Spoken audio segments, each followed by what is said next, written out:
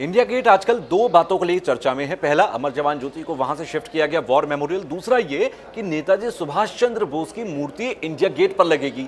तो पहले तो आप इंडिया गेट में कहां लगेगी इसको समझ लीजिए। बहुत सारे लोगों को यह कंफ्यूजन है कि अमर जवान ज्योति वहां से शिफ्ट की गई और अमर जवान ज्योति वाली जगह पर मूर्ति लगेगी, तो ऐसा बिल्कुल नहीं है।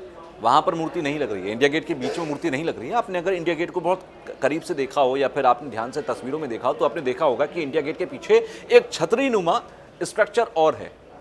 दरअसल वहां पर पहले किसी और की मूर्ति हुआ करती थी, वो भी मैं आपको बताऊंगा कि किसकी होती थी और क्यों होती थी। वहीं पर नेताजी सुभाष चंद्र बोस की मूर्ति लगाई जाएगी। अभी उनका होलोग्राम लगा दिया जाएगा जब तक मूर्ति नहीं बन जाती, और जैसी मूर्ति बनेगी फिर उनकी मूर्ति वहां पर लगा दी जाएगी और सुभाष चंद्र बोस को वो जगह समर्पित कर दी जाएगी। अब सवाल ये कि किसकी मूर्ति वहां पर लगी थी। वहां पर लगी थी जॉर्ज फिफ्थ की। जॉर्ज फिफ्थ कौन है? जॉर्ज फिफ्थ 1910 से लेकर 1936 तक यूनाइटेड किंगडम, यानी कि जब हम ब्रिटिश सरकार के अधीन भारत था, उस जमाने में यहाँ के किंग थे। और जॉर्ज फिफ्थ जो थे दरअसल वो सीधे तौर पर यहाँ पर शासन करते रहे। उन्हीं की मूर्ति यहाँ पर लगाई गई थी। उनकी मूर्ति लगी रही, 60 के दशक तक लगी रही, आज़ादी के बाद भी यहाँ पर लगी रही। लेकिन बाद में उनकी मूर्ति को लगभग 1968 के आसपास यहाँ से हटाया गया और कोरोनेशन पार्क के अंदर दूसरी मूर्तियों के साथ लगा दिया गया। तब से ये जगह खाली थी। इस छतरी के नीचे कोई मूर्ति नहीं थी, ये छतरी खाली दिखती थी। लोगों को लगता था, हमारी पीढ़ी को तो यही लगता था कि यहाँ पर ये शायद स्ट्रक्चर ऐसे ही बनाया गया होगा। हमें नहीं लगा था कि कभी वहाँ पर मूर्ति होगी, लेकिन वहाँ मूर्ति थी।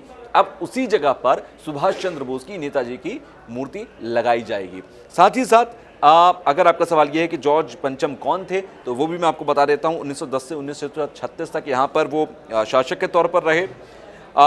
उनके पिता महाराज एडवर्ड सेवेंथ जो थे, उनकी मौत हो गई थी 1910 में और उसके बाद उन्हें किंग बनाया गया था। और इंडिया गेट पर उन्हीं की मूर्ति लगाई गई क्योंकि वो एक लंबे समय तक, अगर 20वीं शताब्दी की बात करें तो एक लंबे समय तक यहाँ पर शासन करते रहे और 1936 के बाद उनकी मूर्ति वहाँ पर लगाई गई उनकी याद में। तो ये इंडिया गेट के उस छतरी का इतिहास है जहाँ पर अब नेताजी सुभाष चंद्र बोस की मूर्ति लगेगी और इंडिया गेट पर जाने वाले हर भारतीय के लिए गर्वित कर देने वाला पल वो होगा, वो दृश्य वो होगा, वो तस्वीर वो होगी। इस जानकारी को आप दोस्तों के साथ साझा कीजिए, साथियों के साथ साझा कीजिए, अपने रिश्तेदार, अपने अपनों के साथ साझा कीजिए और चैनल को सब्सक्राइब करना बिल्कुल मत भूलिएगा।